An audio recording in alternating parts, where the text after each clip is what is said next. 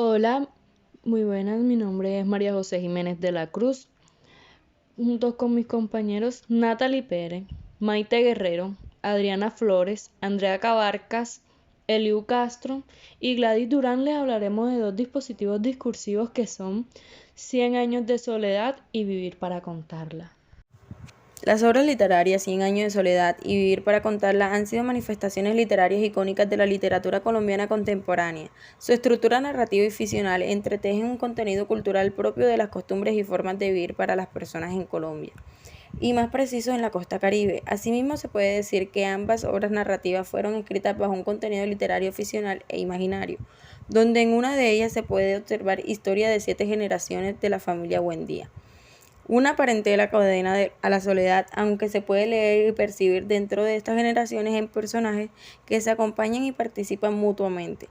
Detrás de ello, al final solo existen indicios de un destino plegado por la tristeza, el abandono, el fracaso y la desidia, por parte de los congéneres de los Buendía. Por consiguiente, dentro de estas dos obras existe un hilo de relación y similitud entre dos de sus temas, y es que en Cien años de soledad se habla de una familia que expone los inicios de los personajes desde sus primeros años de vida hasta su adultez, hasta el punto de su fallecimiento, mientras que en Vivir para contarla se trata de una autobiografía que expresa la vida de un personaje desde sus inicios de vida hasta el fallecimiento, mostrando relación en ambas narraciones.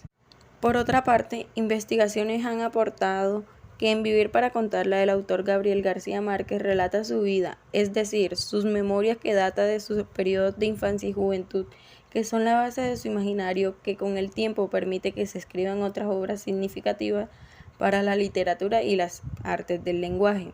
En otras palabras, ambos relatos comparten temáticas de suma importancia para el estudio y el análisis de la realidad objetiva, política, cultural e histórica, pues García Márquez se ha caracterizado por ser un escritor que revela las injusticias sociales, las problemáticas que se muestran en las sociedades, la corrupción, las desigualdades y las opresiones humanas y políticas, representándolas con recursos discursivos propios de su inventiva, como lo es realismo mágico y lo real maravilloso.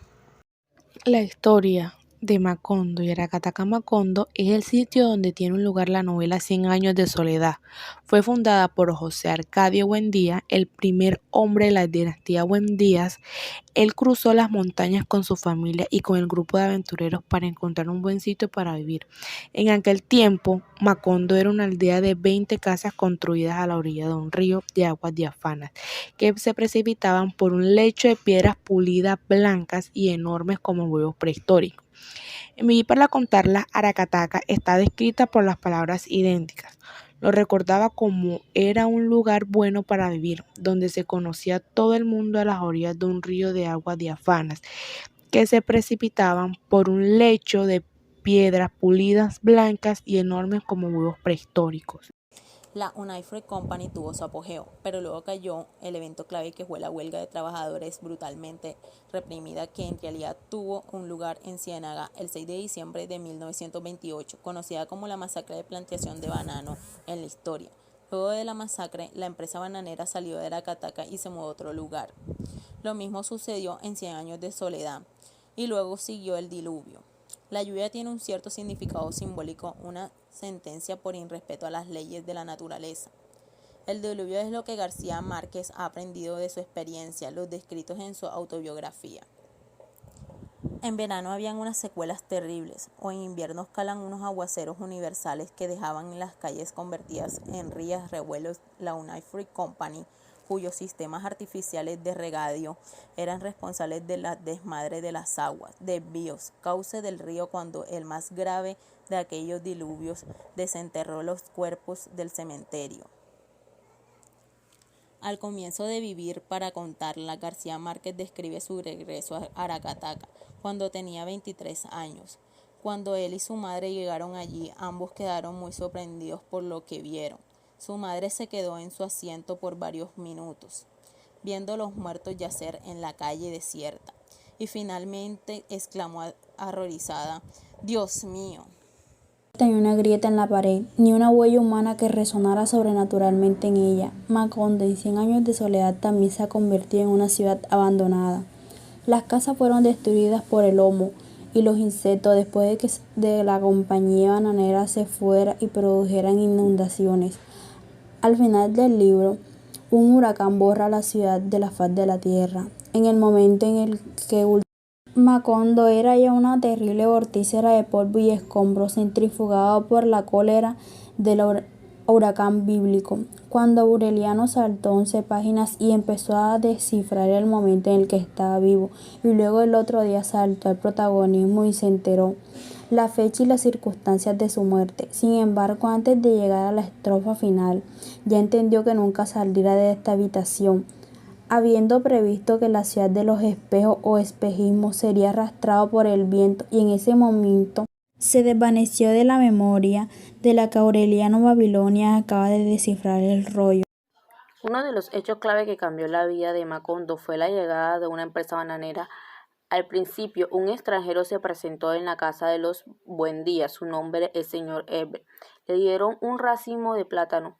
Comió mientras hablaba. Parecía muy ocupado, probando y masticando desde que comenzó. El primer majono pidió otro. Luego sacó de la caja una serie de instrumentos para medir la temperatura, la humedad atmosférica y la intensidad de la luz.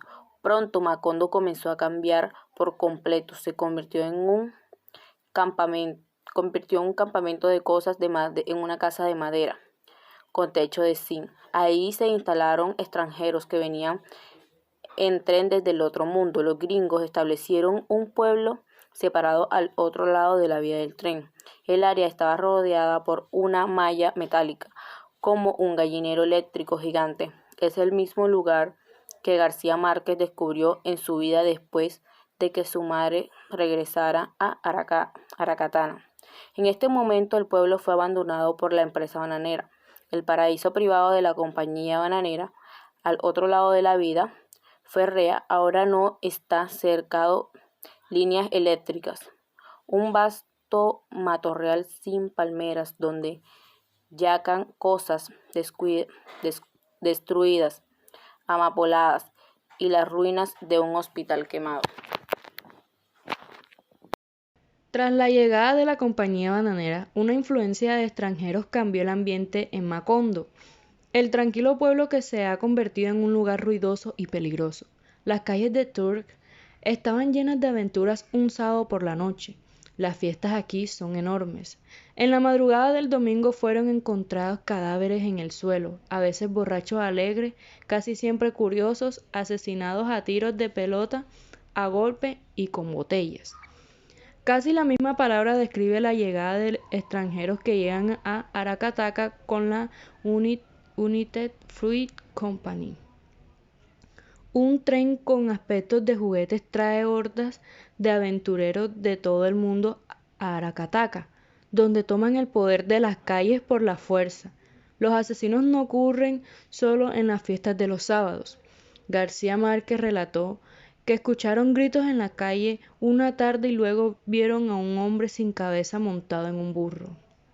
Lo decapitaron con un machete en un asentamiento en una finca bananera. Sin embargo, no todos los habitantes de Aracataca ven a la bananera como una mala influencia. Muchos de ellos la extrañan y desean que regrese.